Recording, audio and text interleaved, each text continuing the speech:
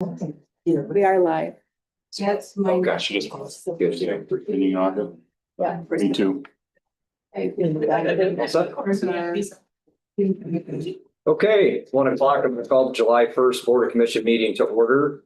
Today, we're going to start out with a prayer by Commissioner Heberling, followed by the pledge by myself. Heavenly Father, we thank you for the freedoms that we get to come and to make decisions in this BOC meeting and our finance meeting.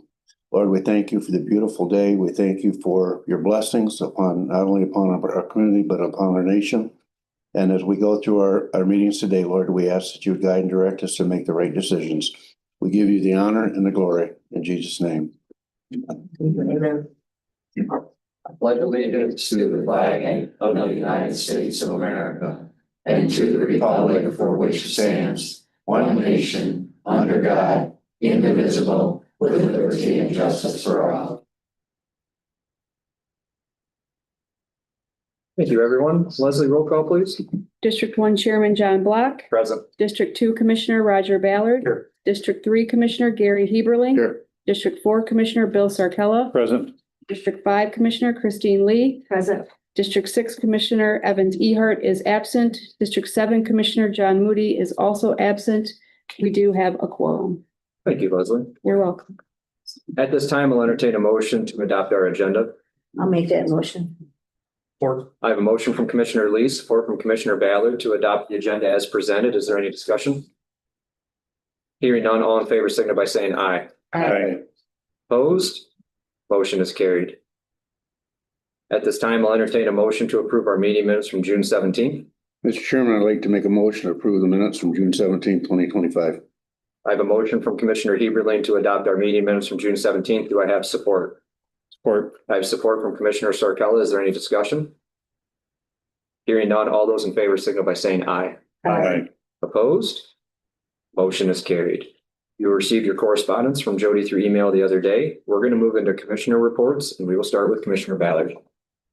No meetings to report on. I did drive back and check on the dump drain project in Marlette, and they're working on it, and they expect to be out at the east end of Chard here in the next week or so. So That should alleviate some of the flooding concerns, especially the hospital. and from this, at the size of the structures they've got scattered down through there, I would say, yeah. Okay. Yeah, Good. I hope so. Is that all you had to report, Roger? Okay, thank you. Gary, your report, please. I have no meetings to report. I do have Watertown Township meeting tonight. Tomorrow night, I have more Township meeting. Okay, thank you, Gary. Bill? Nothing as well. Okay, Christine? Nothing. Okay. I do have a Minden Township one in my district is going to be in circuit court on Thursday, an issue related to a solar project referendum. I do attend to attend that court hearing. That's all I have. That will conclude commissioner reports. Nathan, your administrator report, please. Thank you. I have been on vacation for a little bit, so I have some very limited information. I did want to say yesterday, we did receive another settlement through the opioid lawsuit. So I filled out that information and that will be more money going into the opioid fund. Short of that, our audit was completed this morning, and some forms have to be submitted, but our audit is complete. I just haven't had a chance to fully review it due to everything kind of going on this morning. So that's all I have. Okay. Any questions for Nathan with his administrator report? Hearing none, we're going to move on. Thank you, Nathan. At this time, I'm going to call for public comments pertaining to the agenda. Are there any public comments pertaining to the agenda today? Is that regarding in Brown City? Are you referring to the Brownfield project for Maple Valley Estates redevelopment? I'm going to actually open a public hearing on that just shortly, and there will be an opportunity for public comment. So no public comment pertaining to the agenda. We are going to move on. At this time, I'm going to open a public hearing for the Brownfield project for the Maple Valley Estates redevelopment in Brown City, Michigan. Is there any public comment related to that public hearing? You want to go first and say something? Sure. My name is Denise Jones. I am from Brown City, Michigan. I've lived there for 40 years, so I know the area quite well and how it's evolved over the time. My thing is, I think the 70 and the 12.7 acres is way too much. they tried to put that in Washington Township and it failed. They turned it down. And also they put one in on around 26 Mile Road, and to be able to fit that many houses, they had to go up. And my friend lives down in Washington Township, and she said they're so crammed together that it's not a way people don't want to live. You feel like you're on top of each other. And so that's one of my main concerns, because I had 3 acres and it was 300 and some feet frontage. And if you were gonna put, say, even 4 houses in an acre, that's only like 25 feet per house. And right now I live on a city lot, and I could hear my neighbors talk, and they're next door to me. I can hear when people walk down the sidewalk. I mean, it's that living that close together is gonna be worse than a city lot. And I'm just worried about there's not gonna be room for the kids to play. That's families. I want to see something come in there and somebody develop something that's going to want to make people stay there. Putting that many in there and having it all crammed together, even half of that, or even, like I said, if you put 4 on an acre, that's 48 homes on 12 acres. That's still quite a bit on 4 on 1 acre. So let's see what else. You ever see that commercial where this girl is swinging on a swing and she's bumping her feet up against the fence? Pretty much that this is what that's going to be. I mean, these kids are not going to have no room, and they go, I think it's better time to find a new home, because, and then up there, we don't really have employment that much. There's no jobs. So you get that many more people living there with no jobs. I'm worried about what that's going to do, and if it's going to cause people, if there was the jobs, yeah. But we do need homes for there's the new families that are starting out. The homes are way too expensive, and we do need new homes. I'm not against that at all. It's the part that getting that many homes in that, 12 acres, that's not living. No, I don't know if anybody in this room would want to live there in that close proximity to one another. I know I wouldn't. It's like being a caged animal. You don't really have space. You can't really breathe. I lived in K-Pac, and my neighbors at the time were like 6 feet from me. My bedroom window and their kitchen window were across from each other. When they're in their kitchen talking, I could hear their whole conversations. So we didn't live there very long. And so that's the main point is private. There's no privacy, no yard. It's just, I hope that you guys take in consideration, let's get a development in there where people want to stay, not just for a little time and just leave. And if the family's happy to be there, make them proud ownership, not just crammed all together. So it's what I have to say. Thank you. Yes, thank you for your comments. Welcome. Thank you. Well, I'm a resident of this area. I've been there for 15 years. So I agree with this young lady. As of now, I'm the only person probably there that knows her property line because I put up a pool. So therefore I was surveyed. And I know we have 66 frontage, 111 back. And I agree with you. You have 7 feet on each side of your house after your development is going to come in. And I'm pretty comfortable out where I'm at right now because I've taken care of 3 lots for 15 years. That should come into some sort of, I don't know, just thinking of when you talk to the 8 of us that have been back there for all our years. I don't think that 70 houses should come in there. I agree with her. You're ridiculous. You'd be bumping. And it shouldn't be that way. And I do think that we do need housing. And the way it's written up, because I do have it right here and I've been studying it for a couple of weeks. Have any of you actually been through there at all? Anybody? Oh, well, Christine, I know you would be. But the roads, I mean, I walk daily 2-3 times a day. It has deteriorated to a jungle. Okay? The roads are not roads. The sewage isn't, the drains do not drain. We flood everything. So first and utmost, infrastructure has to come into play. You can't bring a semi in there. And expect those roads to not cave in on you. They're caving in everywhere. We've got holes. I've watched a hole go from 12 inches to 48 inches in 2 years. It's ridiculous. And no, I don't think you're gonna be able to accommodate that many people. And I agree with you, we should have it a little bit more cost efficient for people, because young people are not gonna be able to afford these 300 and some $1,000 homes or whatever he's expecting. Is he here? Is Noah here? Yes.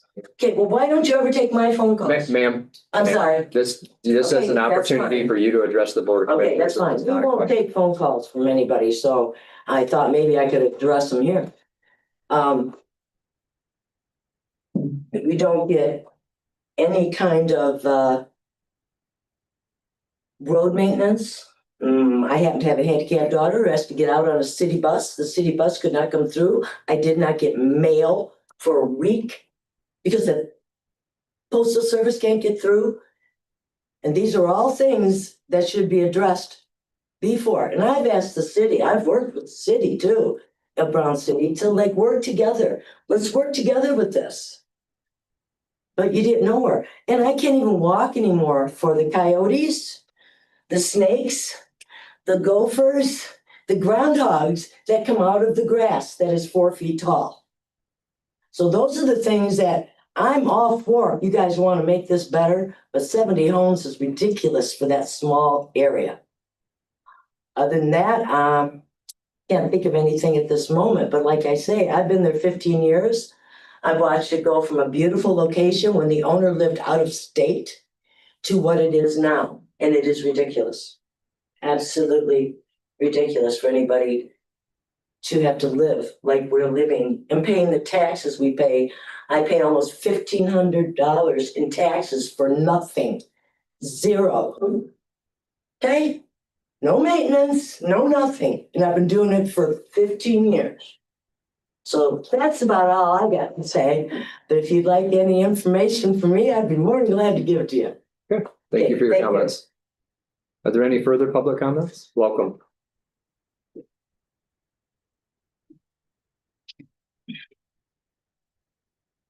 Good afternoon. I'm Susan Cox and I live outside of Croswell, Sanilac County. My husband and I also have a farm in Brown City. So when I saw this notice of this hearing, I felt I should come and put a stand in against this proposal and help educate the public on what all this means to them. According to the plan, there will be a 7.5% job growth between 2020 and 2030. This is halfway through. How many jobs are actually been created in 5 years? How many more will really be created in the next 5? Where will these jobs be located? Will there be transportation to these job sites for the lower income residents? Will there be a need for training for these jobs? And if so, where's that job training going to come from? Have these studies been redone with the new political climate, the tariffs, and the prognosis for housing and job needs? Will the estimated cost of over $7 million to the taxpayers be worth the benefits? This project adds no tax growth to the city for over 30 years. The developers will be making a profit from this investment of the taxpayers of Sanilac County, Brown City. They want to put in 50 EV charging stations at a cost of $50,000. Driveways, site prep, grading, getting the lots ready to build on. This site prep is estimated to be over $800,000. Driveways, $350,000. Engineering and design, landscaping. School taxes will be used to pay for anything but schools. For those of you here that don't know what I'm talking about, the average, according to the Brown City manager, is about $130 per lot in this development area currently.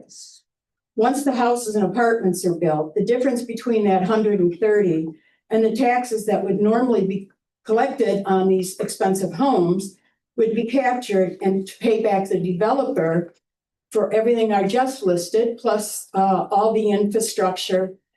And so we are paying for them to make a profit. This is the millage that you voted for to be used for schools, police, fire, library, city operating costs, county operating costs, and whatever other millage voted on to be used for specific things. All that will be recaptured to repay the developer for this entire project except the cost of the homes themselves. Our millage is going to pay for landscaping, driveways, EV charging stations. How does that benefit the taxpayers? The estimated total for repayment over about 30 years by their plan is over $7 million. Now, this plan is also including a housing gap payment. That means that capture taxes in this area will make up the difference between what would be charged in rent for the low-income housing and what they will actually pay. And the figures, for instance, are for a 3-bedroom home, rent should be, according to them, over $3,000 a month. And they will let a low-income tenant pay $1,333 a month. That's a difference of over $20,000 a year per unit, totaling $92,000 per year. That will be made up for by the captured taxes. I might find it hard to believe that many people in this area to begin with can pay over $3,000 a month for rent.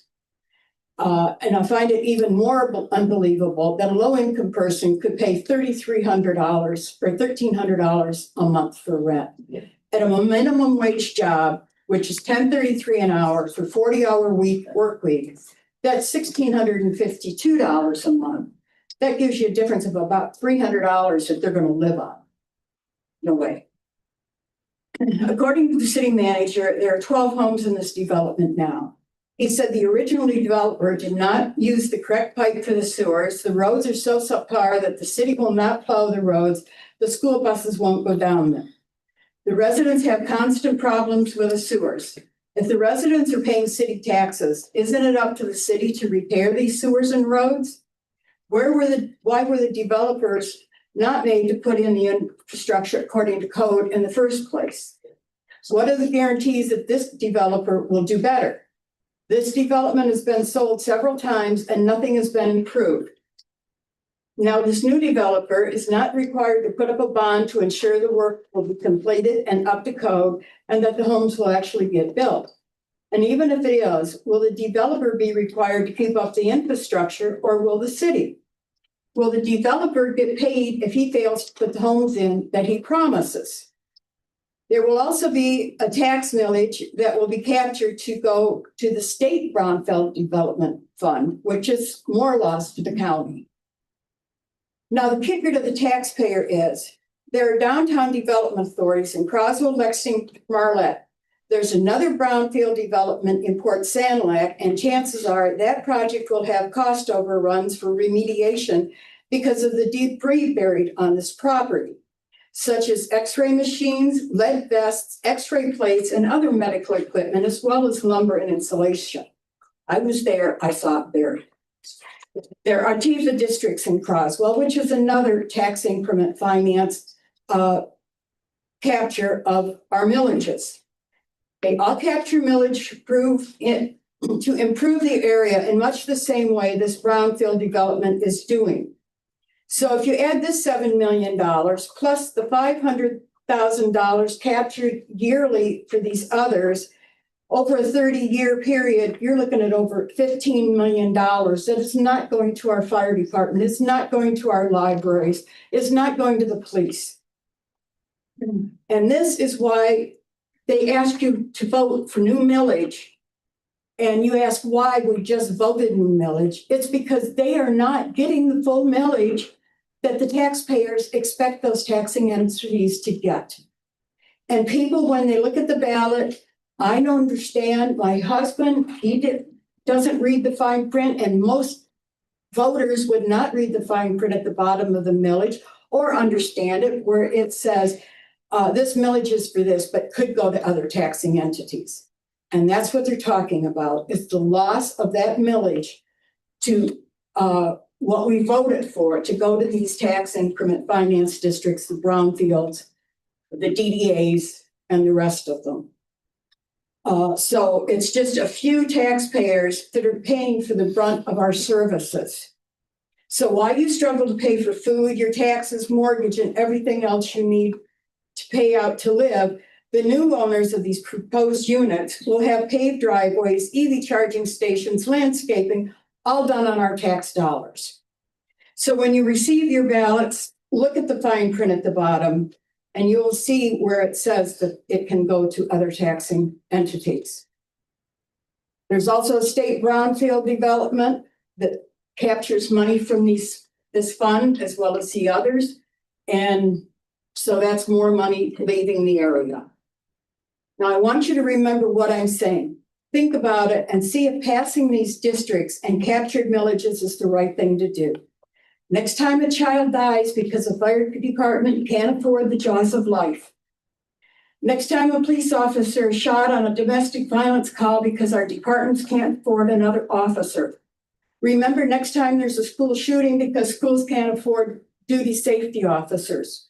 Remember, as you watch a loved one die of a heart attack because there's not enough DMS personnel and equipment to get to you in time. Now think what's more important. Letting 50 people have EV stations, paved driveways, and more, are they more important than people's lives? I vote against these as I would be against any of these types of developments. I've been fighting these since 1992. And I disapprove of it. And would you like a copy of what I have? I'll take a copy, please.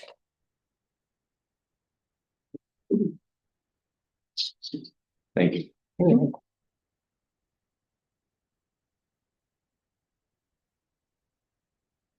Thank you.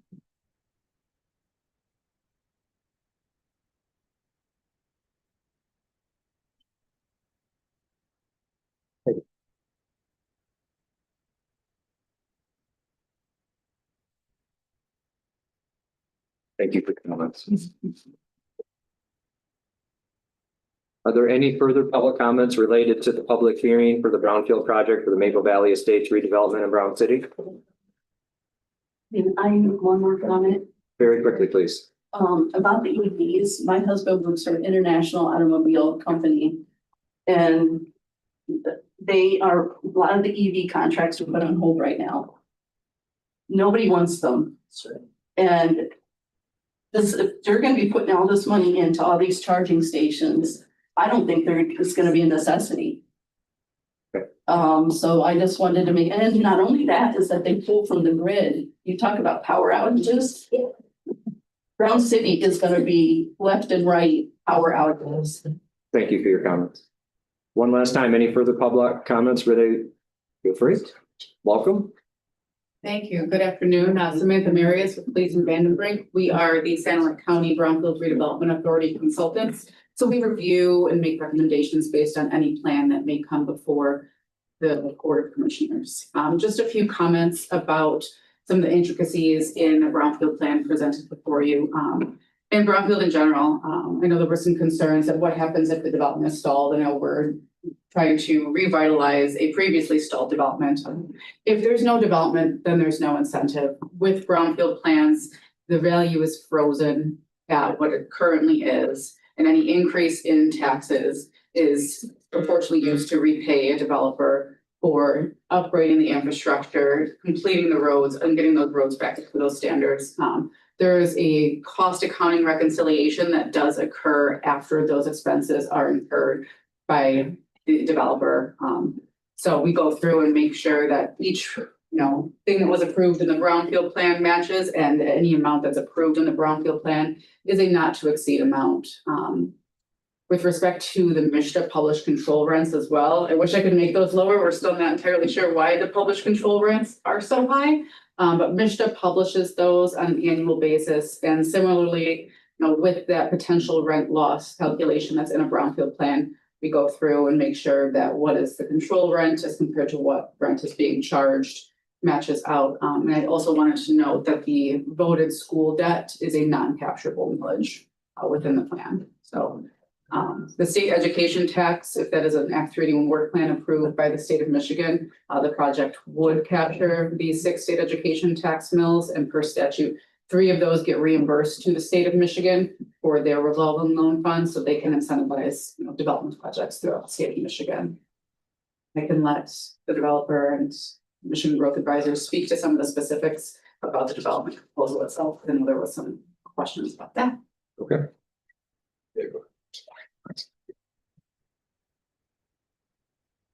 Thank you for your comments. Good afternoon, commissioners. My name is Jared Lutz. I am with Michigan Growth Advisors. I've been working with Noah and his team on drafting this plan and working with Sam in the BRA to work through the model and the plan itself and the project.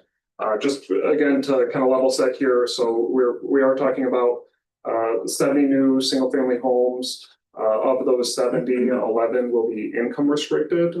So the developer is required to verify rent and household income to make sure those folks are at or below 80% and 60% AMI for 8 and 3 of those homes. Those rents hover around $900 and $1,300 for the 80% and 60% AMI. Those are per county, so that's area median income is set every year by the county, and those are Santa Ana County numbers right now. I do a lot of these projects across the state, from single family home to multifamily projects in downtowns. 0.2 acres per lot is relatively standard for a subdivision that we see, particularly in suburban areas. I will say this market, the Sandusky, Crosswell, Brown City market, has a housing demand of 336 housing units, and it's split split relatively evenly 50-50 between a demand for rental product and for sale product. And that's kind of what the model here is. We're assuming about 50% of these units will be rental and about 50% will be for sale. We're really trying to align this project with the demands required here in this market. There's some discussion about deteriorating roads and drainage and infrastructure issues. I've driven that site. I agree. It does not look great. And that's the intent of the request here today. So the developer, instead of having the city come out and put a new pipe in and put new roads in for that infrastructure, all those costs will be incurred by the developer. And that's why we're here before you today. The housing market is very challenging right now to build, but the demand exists for housing. And this is a tool that the state created to help build more housing units in the state. The state said their demand is 115,000 new housing units across the state. And this is a tool that they're using to help get to that demand here. So again, Brown City will not be on the hook for any of these infrastructure improvements. They'll be incurred by the developer. That's why they're not bonding out like you normally see with a road or sewer water project. So I'm happy to answer any questions that the commission may have, but I'll turn it over to Noah to chat more. Thank you. Good afternoon. Thank you for your time. I'd like to address some of the public comments as far as the roads and the infrastructure. It is absolutely dilapidated over there. It needs repair.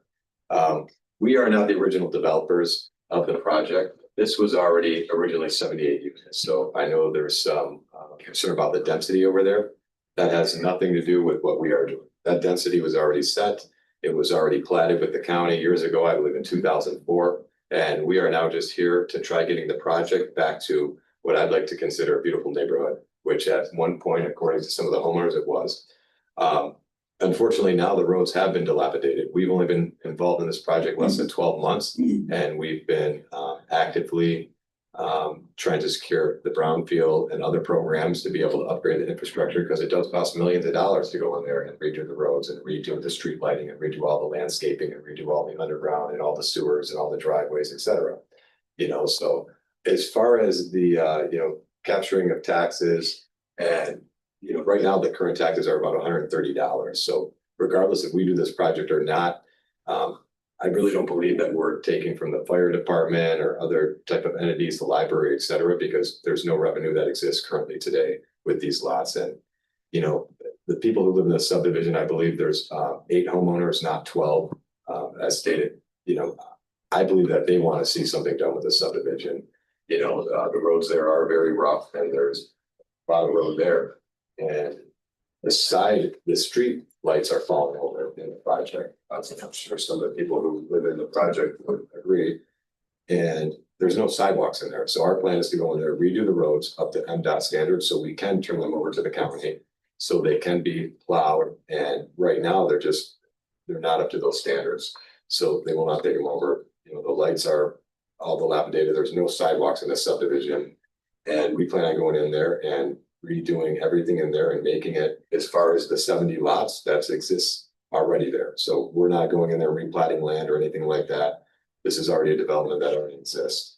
We're just gonna go in there and try to clean it up and make it a beautiful place to live for the people that are already there and for the new owners that come in. As far as the price point, someone was discussing 300,000. That's not accurate. Our beginning price point is gonna be around 229, up into about 299,000. And that obviously is gonna be based on the home that is purchased. They're gonna range from about 1,170 square feet all the way to 2,100 square foot. We have partnered up with Champion Homes, who is a modular developer in the state and the country, one of the largest. Through a subsidiary of them, Skyline, and we have about 10 products approved with the state of Michigan.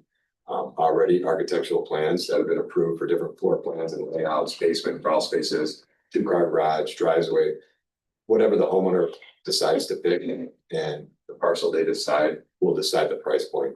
But the beginning price point is going to be 229, and that's going to be for a brand new home. So I feel that that's very affordable. I'm a real estate broker developer, and I'm very familiar with the housing prices. And you know, to be able to get a product that Champion providing us at that price, that's going to be very affordable for anybody in the community and anybody looking for a new house. You know, the products that they make are, I consider, top of the line products. They're very comparable to stick-built homes, and I don't know if anybody's seen Champion, but once we get to the next stage, we will have all the marketing and everything on our website where you can check out the homes available. You can do virtual tours of the home and get the list of upgrades and everything like that. So with that being said, I feel like we need this brownfield to be able to upgrade the infrastructure, to be able to go and spend the money on doing all the old pipes that weren't putting possibly up to code. We've had pipe inspections and there needs to be repairs done on the whole entire system. Unfortunately, we were not the original developers. We are just coming in and trying to make the project a nicer place to live for everybody. I wish it was done up to code. I know they're saying it wasn't. I'm not sure 20 years ago what happened with the project.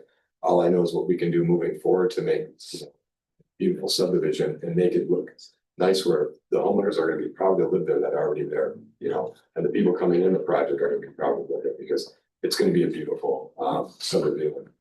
You know, I don't want to say the nicest in Brown City, but it's going to be one of the nicest subdivisions in Brown City project.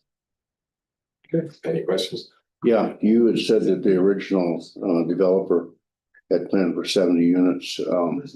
And now you've made a number of improvements and have plans for a number of improvements. Is that still 70 units and 12 acres? 78 units total. 78? Yeah, so there. So that hasn't changed? No, that hasn't changed. That's the original development, 78 units. There's 70 vacant units, which we are now in control of. There's 8 units that are owner occupied with a subdivision already. So the subdivision was already developed. I want to say 2005-06. But it's been about 20 years since the original site condominium plat was adopted by Satellite County. So we're not going in there saying, hey, we want 70 lots. They're already there. You know, so we took over lots that already existed, that were already platted, that were already determined to be approximately 0.2 to a quarter acre lots, depending, you know, some vary obviously in size from others, but you know, they're all pretty much about a 0.2 to a quarter acre lot size. Okay, any further questions? Okay, hearing none, we appreciate your comments. Very quickly. I apologize. One quick comment that I just wanted to make that I forgot. This process here, so the City of Brown City has recommended approval of this, as the County BRA, and then County Commission is obviously the last step in local approval. then there's state approval, which does authorize the state tax capture. Now, the important point that I want to make here is the funding for schools on a per pupil basis is on a per pupil basis.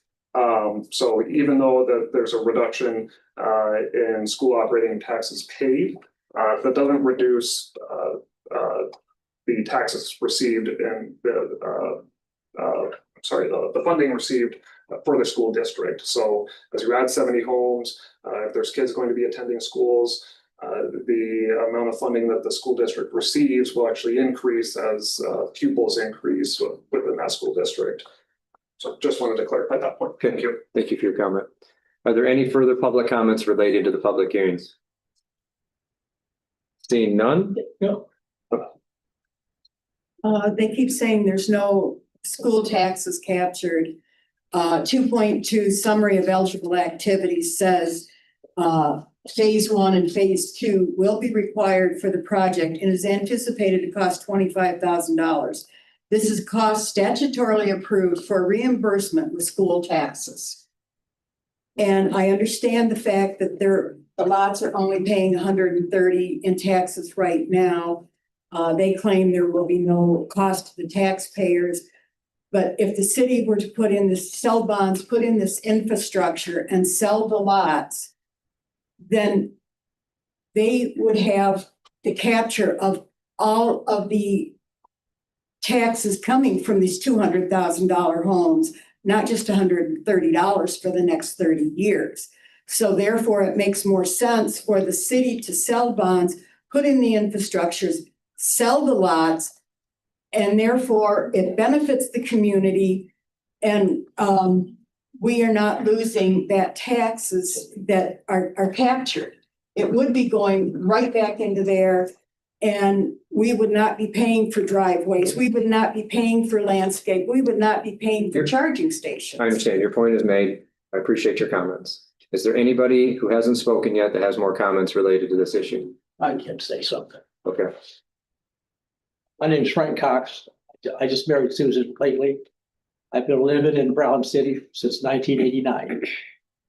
My girls have went to Brown City schools and they graduated from there. Every vote that I voted on, I've not missed an election since I've been up here. Every millage that's been passed has in the bottom of it TIFA and FDLA or something like that. I didn't know what that meant until I married her. That means that that money can be captured and used other places besides for schools and stuff like that. And I do agree they need housing and stuff in the area, but they also need jobs first. And they need, the Brown City should be taking care of those roads and sewers and stuff like that.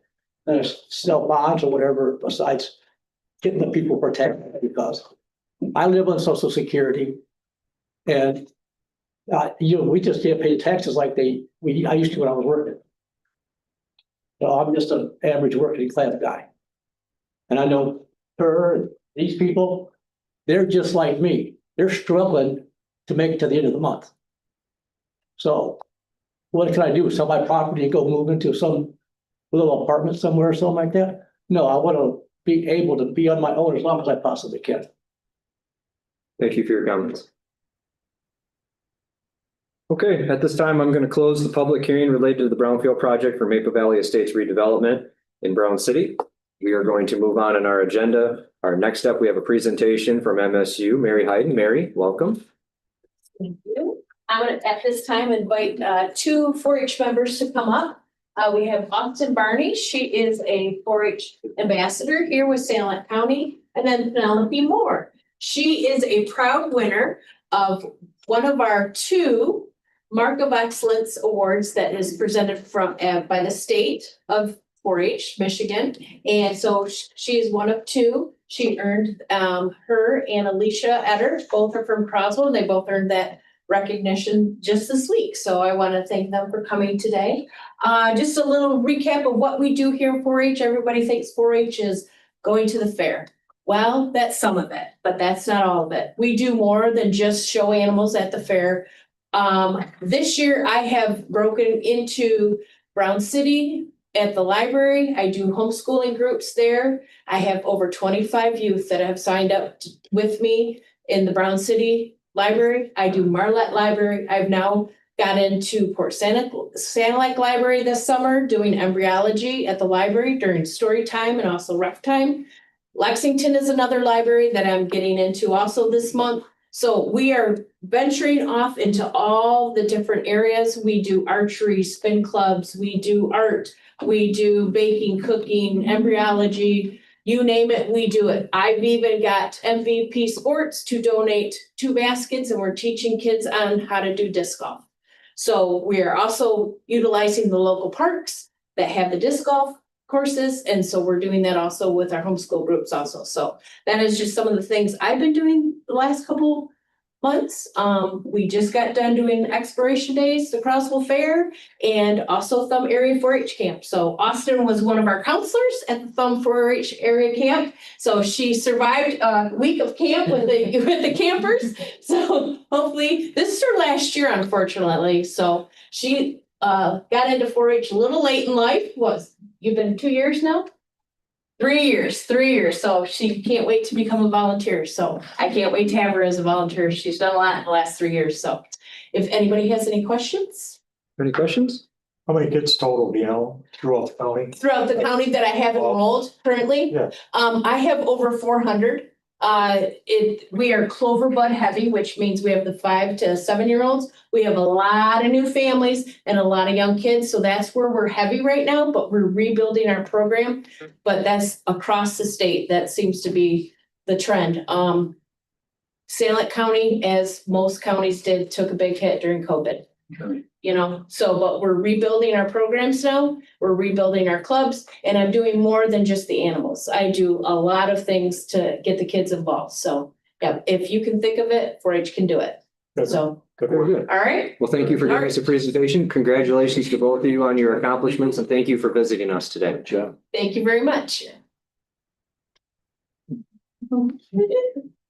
Hey, that's going to conclude presentations. I see no need for 13A, 13B, or 14 today. We have no general resolutions. So we're going to move into committee reports.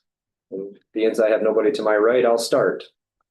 The Personnel Committee, Commissioner Heberlein and I met this morning. We had a request from MSU Extension that we reviewed, and we also had a request from the prosecutor's office. He is seeking a program where he will be able to gain an intern within his office next year. That intern will have 2 years of legal experience, and we did move that issue forward to finance, so the full board will see that in a couple of weeks. And that's all I have. Christine? I have nothing to report. Okay, Phil? Sanilac Transportation, they had a clean audit. And the new director, along with his assistant manager, went through MDOT training. And the 2 new low floor buses that we've been waiting for are finally there. And there's been some issues with some other the new buses with electrical issues, and with Tubbs getting some things taken care of with them. That's all I have. Okay, thank you, Bill. Gary? Thank you, John. As you said, we already we talked about our personnel committee meeting this morning. 2 weeks ago, we had our county planning meeting, and I'm going to read it so I get it straight. In new business, we had consideration of Township of Greenleaf zoning ordinance amendment, utility scale solar energy facility ordinance. And also in that same meeting, we discussed and reviewed consideration of Township of Buell proposed camping and wind energy zoning ordinance amendments. Keep in mind, in a county planning meeting, we have no power over a township for the things they put in place, but we do review them. So tonight I have a Parks Board meeting in Lexington in my report. Thank you. Thank you, Gary. Roger? No committee reports. I did want to mention, as I was driving around Marlette today and went back to look at that project, I ran into the interim city manager, Brian McGinnis, and he was on a walkabout with the new city manager, Christine, and her last name slips my mind, but had a good visit with them, and she invited me in for coffee, and I said, kind of took me off guard. I said, "You what? Come into your office and have a coffee?" That's never happened with our previous manager. So really looking forward to having her. I think she's going to be a real bright spot for Marlette. Good. So they're having a meet and greet tomorrow, I believe it is, down at the Jocularity Coffee House in Marlette from 9 to 11. So gonna try and get out there and meet. Actively aiming to get involved with the public and be Yes. someone people can engage with. That's positive. Yep, sure is. That's all I have. Okay, thank you, Roger. I appreciate everyone's committee reports. I see no need for unfinished business, so we're going to move directly into new business. And today we're going to start out with FA 068-25, approval of limestone agreement for Parks Commission. Sanilac County Board of Commissioners hereby approves an agreement between Evergreen Park and the Board of County Road Commissioners for the purpose of limestone patching with 139 tons of 22A limestone from Wallace Quarry Pit at $35.94 a ton with a total cost not to exceed $5,041.31 with funding from the Parks Village and further authorizes Board Chairman sign the agreement. Support. I have a motion from Commissioner Sarkella, support from Commissioner Heberlin. Is there any discussion? Hearing none, all in favor signify by saying aye. Aye. Opposed? Motion is carried. Moving on to FA 093-25, approval of current claims. Sanilac County Board of Commissioners hereby approves the payment of current claims identified on the account payable report dated June 24th, 2025 for the general bank account in the amount of $95,666.10. Support. I have a motion from Commissioner Sarkella, support from Commissioner Ballard. Is there any discussion? Hearing none, all those in favor signify by saying aye. Aye. Opposed? Motion is carried. Moving on to FA 094-25, budget adoption amendments, appropriations, and transfers. Sanilac County Board of Commissioners hereby approves the following amendments and establishes the following accounts as listed. Support. I have a motion from Finance Chairman Sarkella, support from Commissioner Lee. Is there any discussion? Hearing none, all in favor signify by saying aye. Aye. Opposed? Motion is carried. Moving on to FA 095-25, authorization of extended warranty for the Sheriff's Office. Sanilac County Board of Commissioners authorizes a 5-year warranty with OD Security North America for the software RS body scanner at a cost of $7,500 per year for total cost not to exceed $37,500 with funding from the inmate commissary for immediate approval. Support. I have a motion from Commissioner Sarkella, support from Commissioner Ballard. Is there any discussion? Yeah, just in that discussion, just a comment. I know we have a few new people here in our meeting today. All of these things we go through in our BOC meeting have already been talked about in our finance committee meeting and been approved to move forward. So this isn't something we just talk about and we're going to make a decision on the split of the moment. So I know, Roger, you've said that, John, but I just want everyone to know that. No. Any further discussion related to FA 095-25? Hearing none, all in favor signal by saying aye. Aye. Opposed? Motion is carried. Moving on to FA 096-25, authorization to purchase GC patrol shields with connectors for the drug task force. Sanilac County Board of Commissioners hereby authorizes the purchase of 20 ultralight GC patrol shields and 10 GC patrol shield connectors from Beam Composites USA Incorporated, a cost not to exceed $146,950 with funding from the drug task force millage. Support. I got a motion from Commissioner Sarkella, support from Commissioner Ballard. Is there any discussion? Hearing none, all those in favor signal by saying aye. Aye. Opposed? Motion is carried. Moving on to FA 097-25, award and authorization of tree and stump removal, buildings and grounds. Sanilac County Board of Commissioners hereby awards and authorizes B&C Tree LLC the bid at a cost not to exceed $4,800 for the purpose of tree and stump removal at the Sanilac County Health Department with funding from Building and Grounds. Support. I have a motion from Commissioner Sarkella, support from Commissioner Lee. Is there any discussion? Hearing none, all those in favor signal by saying aye. Aye. Opposed? Motion is carried. Moving on to FA 098-25, award and authorization of construction and attorney-client meeting rooms, buildings and grounds. Sanilac County Board of Commissioners hereby awards and authorizes the JLR Group the bid at a cost not to exceed $11,962 for the purpose of constructing 2 attorney-client meeting rooms across the hall from the front of the court on the first floor of the courthouse with funding from the general fund contingency. I have a motion from Commissioner Sarkella, support from Commissioner Heberlin. Is there any discussion? Definitely, this is a positive for the attorneys and the clients. I think for the money that you guys were spending, this is a huge improvement. And I want to thank both of you guys and Nathan for bringing this up and getting this done. It's going to be a nice improvement for everybody. So any further discussion related to FA 098-25? Hearing none, all those in favor signal by saying aye. Aye. Opposed? Motion is carried. Moving on to FA 099-25, approval of revised project authorization for year 2020, section 5339B for Sanilac Transportation. Sanilac County Board of Commissioners hereby approves the revised project authorization fiscal year 2020, section 339B buses and bus facilities competitive program for the purpose of extending the authorization term by 1 year to allow Sanilac Transportation sufficient time to complete the project of the purchase of buses and to further authorize the board chairman sign the necessary document. Support. I have a motion from Commissioner Sarcella, support from Commissioner Lee. Is there any discussion? Hearing none, all those in favor signify by saying aye. Aye. Opposed? Motion is carried. Moving on to FA 100-25, authorization of upgrade VHF analog radio communication system for central dispatch.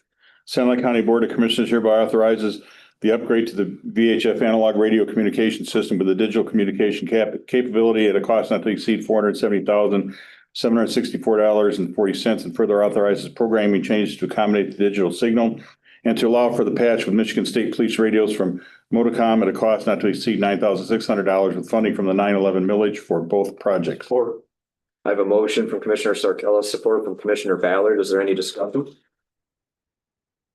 Hearing none, all those in favor signify by saying aye. Aye. Opposed? Motion is carried.